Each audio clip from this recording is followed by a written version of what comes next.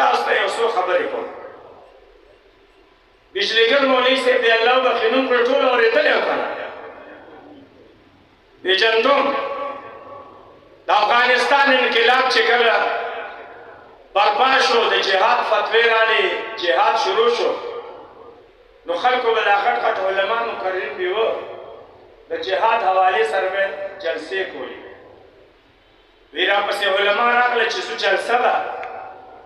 وی ما چې د څه چې د جهاد سبق ورته به بیان کوو. وی ما ورته وی چې بیان وکړو بیا به څه کوي، راځئ چې بس بیا به کور ته راځو که نه. نو وی ما ورته وی چې دا به څنګه بیان چې مونږ به بیان د جهاد وکړو او خلک به جهاد للیږو او مونږ به ترې نه کور ته راځو، نه مونږ به ورسره سم جهاد نه ځو. دا خبره ذهن کې واچوئ چې ما دا څه دپاره وکړو اوس درته کوم. څومره یو کال نه دا زمونږ سلسله شروع وي چې د مجلس تحفظ ختم نبوت سالانه شپږمه جلسه به انشاءالله په 18 دسمبر باندې را روانه وي او په دې باندې دا تقریر، دا تبلیغ، دا ګشتونه دا شروع شي، بیانونه وشي. د اسود عنسي خبره پکې وشوه، مسیلمة الکذاب خبره پکې وشوه، دا ټولې خبرې وشوې. لیکن موږ به دې ته سوچ وکړو چې د ختم نبوت نه مخکې به مونږ په نبوت او په رسالت باندې ځان پوهیو چې دا رسالت څه شی دی، دا نبوت څه شی دی، او دا مونږ په دې عقیده باندې مامور ولې یو، دا زمونږ من به جز ولې ګرځېدلی دی چې په رسول باندې به په نبي باندې به زمونږ ایمان وي. د انسانیت د هدایت دپاره الله دوه څیزونه رالیږلي دي، یو کتاب وي، یو ورسره پیغمبر چې صاحب کتاب ورته وایي هغه الله رالیږلی چې دا انسانان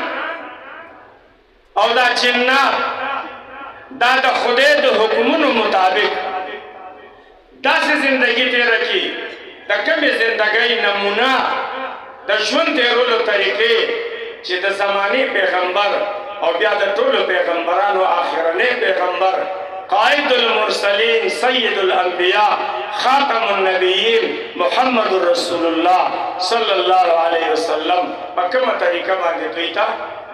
دا د زندګۍ تیرولو د عبادتونو دا طریقې ښودلي. زمونږ استاد د استادانو استاد د الله غریق رحمت کی مولانا محمد حسن جان شهید رحمت الله علیه وی د جناب رسول الله صلی الله علیه وسلم دو قسم سنت دی، وی دا دوار سنت بسته کوي او په دې به د عمل کوشش کوي. یو سنت د عبادت دی، سنت عبادت، او دویم سنت عادت دی چې د جناب رسول الله صلی الله علیه وسلم عادت مبارک سو. د عبادت سنت لکه منځ انسان کوي، په منځ کې فرایض دي، واجبات دي او سنت دي، دې ته سنت د عبادت وایي. بیا د دغې سنتو د عبادت د سنتو یو فضیلت جناب رسول الله صلی الله علیه وسلم بیان کړی دی. زه بعضې خبره چې ونیسم که دې علمای کې ونیسم دوی ته خو یې مخامخ وایم، که عوامو کې ونیسم د جمعې په ورځ یم ښه په سخته ورته وایم، مخامخ یې ورته وایم. یو وفت راغلی دی، دا علما پې خبر دی خو دوی نه وایي، وایي به یې ورته خو داسې ورته نه وایي. شیخ صاحب یو لوی وفت راغلی دی، عوامو د فرض لمونځ نه وروسته سنت بلکل ترک کړ. تاسو د جمعې په ورځ باندې وګورئ چې تاسو جمع وکړئ چې ستاسو په جومات کې څومره خلک سنتو ته پاتې کېږي، څومره خلک په کور کې سنت کوي، په پروردګار یقین وکړئ چې د دغه ځای نه لاړ شي چې دی بیا سنت ته کوي. ما په خپله لیدلي دي، محفلونو ته ځم، پروګرامونو ته ځم چې سنت پرېږدي، سنت ترک کړي. او جناب رسول الله صلی الله علیه وسلم فرمایي، د ابن ماجه حدیث دی، جناب رسول الله صلی الله علیه وسلم فرمایي وی په شب و روز کې 12 رکعاته سنن دي سنت منځ دی په شپه ورځ کې وزیر استاد 12 رکعاته سنت دي چې کوم مسلمان د دې سنتو اهتمام وکړو دا 12 رکعاته یې وکړه دغه سړی به الله د دې سنتو د احترام او د اهتمام په وجه جنت ته بیایي 2 رکعاته د سحر د لمونځ نه مخکې سنت دي 4 رکعاته د ماسپښین د لمونځ نه مخکې دي څو شوه 6 2 د ماسپښین د لمونځ نه وروسته دي څو شوه 8 2 د ماښام د لمونځ نه وروسته دي څو شوه 10 او 2 رکعاته د ماسخوتن د فرضو نه وروسته د وترو نه مخکې دي نو دا څو شوه 12 رکعاته شوه نو دې ته سنت عبادت وایي د دې به موږ اهتمام کوو او دا به موږ ادا کوو ما لیدلي دي ما محسوس کړي دي خلک دا نه کوي او دا مه پرېږدئ او د هغې یو وجه درته ښیم محققینو علماو لیکلي دي چې کله د سنتو ترک دا زیات شي بدعات به غالب شي د سنتو مقابله د څه سره ده بدعت سره ده چې سنت ترک شي بدعت به غالب شي رو بدعات بیا مکروهات تحریمی بیا ورپسې محرمات او حرام دې کې انسان ډېر په اسانه باندې بیا واقع کېږي نو د عوامو ته د سنتو اهتمام به کوئ که نه انشاءالله نو یو مې درته دا ویل 2 نمبر سنت د عادت سنت د عادت د نبی علیہ الصلوۃ والسلام سنت وګورو چې عادات مبارک د جناب رسول الله صلی الله علیه وسلم سو خلکو سره به ملاوېدل څنګه و مجلس کې داخلېدل بیا څنګه و مجلس نه بیا رخصت څنګه و دا د جناب رسول الله صلی الله علیه وسلم سنت عادت دي دا به موږ اپنو بعضې علما د عوامو ته موږ ډېر پاتې راځو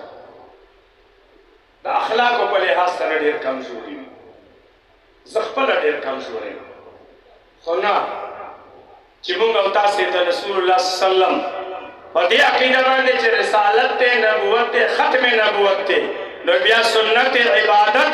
او سنت عادت موږ بیا په خپله د دې د اتباع کوشش کوو د یو مې تاسو ته دا ویل چې د سنتو به اهتمام کوو اخلاقیات په خپله دا ټیک ساتو دا د رسالت پیغام دی او حضور فرمایي انما بعثت لاتمم مکارم الاخلاق زما د پیغمبرۍ او د رسالت او د بعثت مقصد دا دی چې د دې خلکو د خوش اخلاقۍ تعلیم زه دوی ته ورکړم یو بله خبره تاسو ته کوم دا علما د دې خبرې ګواهي زه پټه خبره نه کوم نوم یې نه اخلم په یو مجلس کې مې داسې لیدلي او سخته غوسه مې وکړه په یو سفر کې چې دومره د بد اخلاقۍ مظاهره عمل او عادت کې چېرته ما د یوې هندوم نه ده لیدلې بلا تشبیه داسې ویل خو قسم دی خفه شوم ډېر څخه ما دا خلک وسوي که مونږ وویني چې مونږ داسې کوو نو دا خلک به بیا څه ولې نه کوي نو اوس به عادت یو حدیث درته وایم بس او په دې به عمل کوو ښه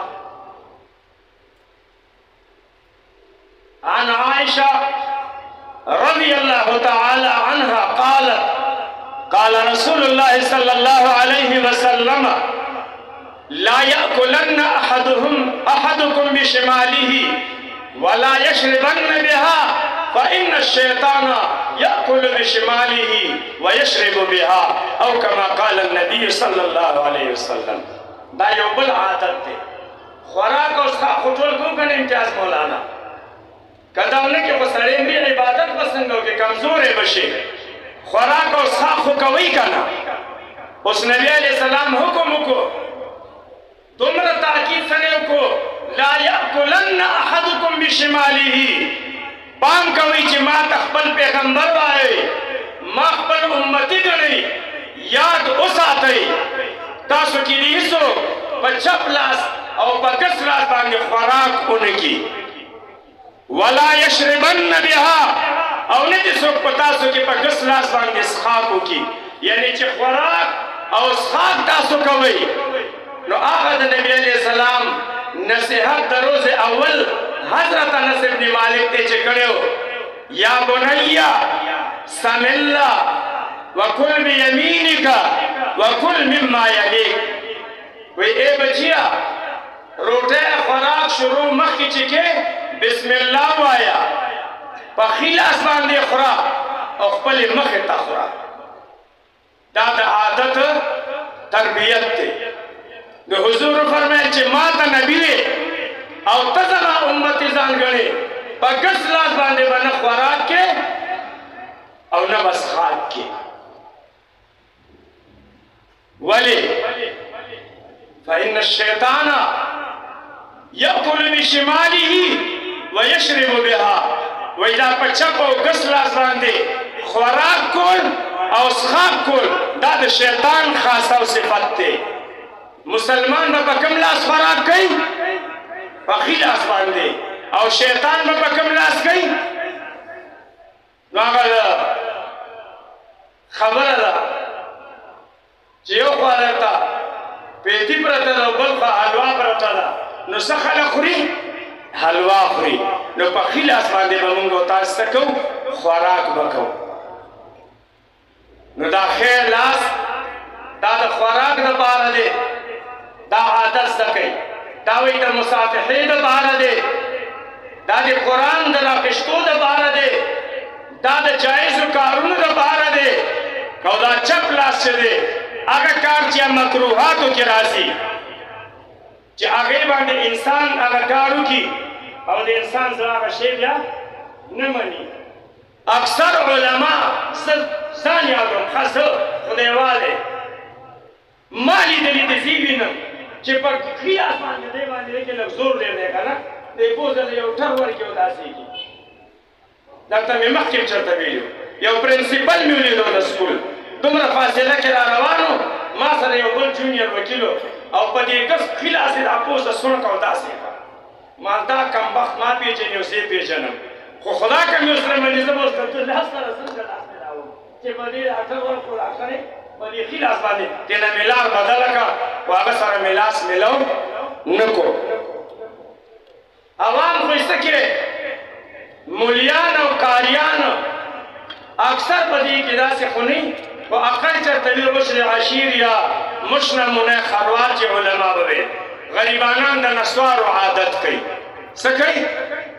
د نسوارو عادت کوي نو تاسو نسواري سړی چې پېژنئ د دې ګوتو دا سرونه او دا نوکونه بیا تک شنه وي په دې کې دې ښي لاس باندې دا دغه کوي نو هغه داسې دا محتاط شی راوالي ښي داسې داسې کړي او بیا به یې خدای کړي ته ښه داسې نه باسي او بیا چې کله غورځوي نو دا انبور نه دی دا داسې کړي نو بیا بل څه ورسره نه نو داسې کړي دا په داسې کړي نو چې اوس دا سړی ما له مخې له راشي او ده سره زه لاس مېلاوم زما له به ومني زما خو یې قسم به خدای که مني نو خدای ته وګورئ خدای ته غلط کار مه کوئ ښه کار چې کوئ په ښه طریقه باندې کوئ دا د سنتو هدایت دی چې د هر وخت یې ویم هر وخت معلم ملا په دې اجتماع کې ویم درته رښتیا خبره کوم دا ناخوانان دا علما دا پېښور مقررین دوی یو خبره کوي څه وایي شیخ صاحب وایي 1000 بار پیشویم دهن به مشک و گلاب هنوز نام تو گفتن کمال بے ادبی است وی که زه د خپله خوله زر ځلې په مشکو په عنبرو او د ګلابو په دې عرقو اوبو باندې وینځم خو بیا هم چې د خدای او د رسول نه ما ښه نه ما نو ما ته بې ادبي ښکاري ځکه دا نامې ډېرې پاکې دي او دا زما خوله ډېره ناولې ده نو دومره نسوار چې پکې واچوي او بیا دین سوی پتا قربان رسولو پتا شهدار رسولو دتا نزان رسولا او مسلمان او ختم نبوت او رسالت او اتو علی جنت او نهم دی دا خپل دا قسم په خدای بالا خطرناک خبرې دي خدای وایي زه نه ویم یا ایها الذین آمنوا لم تقولون ما لا تفعلون. اے ایمان والا، اے عالم، اے مولا، ته چې کومه خبره کې په خپل خلکو ته په دې په خپل ولې عمل نه کې. کبر مقتا عند الله ان تقولوا ما لا تفعلون. خدای د نه په دې بیزاره کېږي. ډېره لویه د بیزارۍ خبره ده چې ته یو خبره خلکو ته کې او په خپله بې باندې عمل نه کې. موږ او تاسو به داسې کوو. به هر حال یو آیت مې ویلی و، تاسو ته ویم، ځان ته ویم، پیغمبر علیه السلام ته الله فرمایي قل، اے پیغمبر صلی اللہ علیہ وسلم ووایه دې امتونو ته، د انسانیت ته، ان کنتم تحبون الله فاتبعوني يحببكم الله. زموږ ستاسو مینه الله سره شته که نشته؟ تاسو خو داسې چپ یئ. هلکه بل ځل نه چې په دې پېښور کې کوم جذباتي تقریر کوي او ټولو نه سخت تقریر کوي، هغه ته تاسو نوم والي زه باید راغلم، لږې مې ورسره نه، خو زما مني راځي به هغوی پې په زور وایي، وایي سبحان الله، وایي الحمدلله. د درود آیت مې ویل، دې مولیانو ورته دا نه دي ویلي چې د آیت د درود وارې نو په تاسو باندې درود څه شو؟ واجب شو. نو دوی خو خدا کوي نو هغه ټایم کې دا تاسو څه کوئ؟ ځکه خو زه یم چې دا مستخرفو خبرو ته دا خلک خوشحالېږي او قسم په خدای د عمل په نیت باندې یو کار نشته. قل ووایه ورته ای پیغمبر صلی الله علیه وسلم ان کنتم تحبون الله، که تاسو د الله سره محبت غواړئ، چې زمونږ الله سره ډېره مینه ده. او مینه به ولې دی؟ خدای ویلي دي والذین آمنوا اشد حبا لله. امتونو مخلوق مې ډېر دی، خو د ټولو نه زیاته مینه وایي ما سره څوک کوي؟ مؤمنان کوي که نه؟ نو که خدای وایي ما سره مینه کوي څوک؟ ستا امت. نو دوی ته ووایه فاتبعوني، چې تاسو د محمد رسول الله صلی الله علیه وسلم اتباع وکئ. هغه چې په کومه خبره د عبادت شکل درته ښیلی دی، صلو کما رأیتموني اصلي، ما ته ګورئ چې څنګه ما لمونځ کړی دی داسې لمونځ تاسو وکئ. خذو عني مناسککم، وایي ما ته ګورئ د دنیا هر عبادت چې کوئ، د خدای حکم چې انجام ته رسوئ، وایي ما ته ګورئ چې ما څنګه کړی وي دغسې کار کوئ. دې ته څه وایي؟ اتباع ورته وایي. فاتبعوني. راجب شبانده ستاسو چل ما ته معلومه دی، خو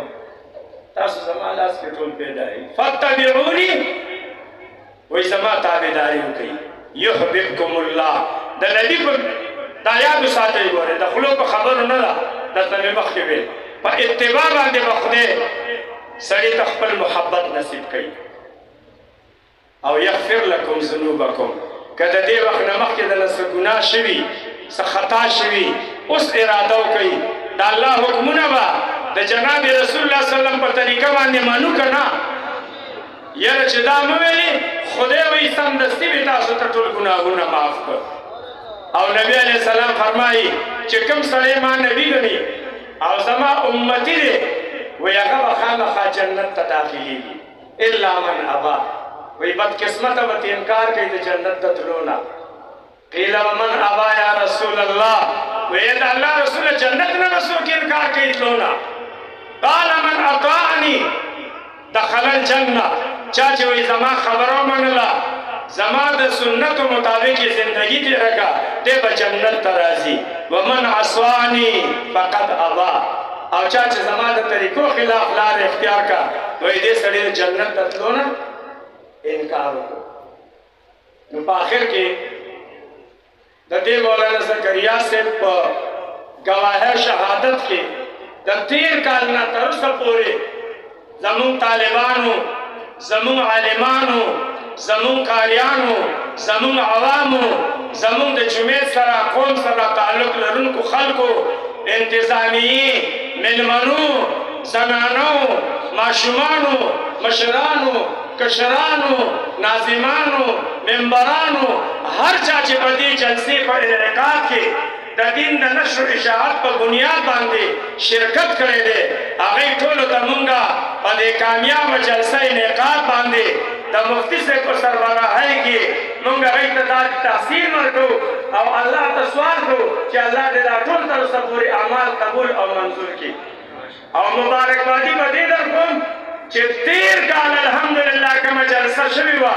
تاسو کوم خدمت کړی و د عظمت سره د عزت سره د غیرت سره د پښتو سره هغه الله قبول کړی دی ځکه الله بیا تاسو ته په دې نن ورځ باندې بیا د دغې خدمت او د دغې عمل توفیق نصیب کو الله ستاسو د ټولو حفاظت وکړه